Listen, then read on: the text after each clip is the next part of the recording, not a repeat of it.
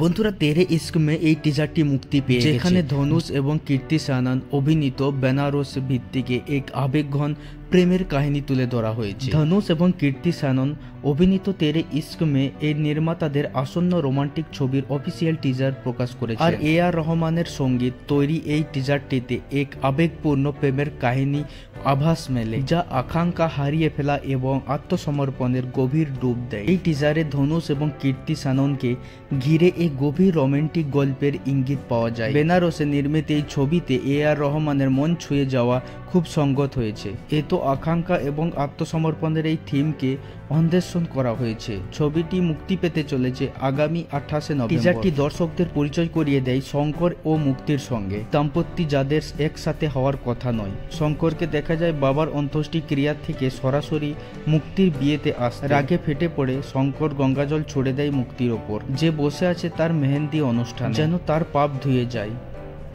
প্রায় অভিশাপের মতো শঙ্করকে বলে ফেলে যেন মুক্তির জন্য একটি ছেলে সন্তান, তাতে সে বুঝতে পারে যারা প্রেমে মারা যায় তারাও কারোর ছেলে। তো বন্ধুরা টিজারটি খুবই সুন্দর টিজার, খুবই ভালো প্রেমের কাহিনী হতে চলেছে সিনেমা। 28 নভেম্বর পর্যন্ত আমরা সব ওয়েট করছি, অনেকই এক্সাইটেড আছি। আপনারা কতটা এক্সাইটেড আছেন আমাদের কমেন্ট বক্সে লিখে জানান।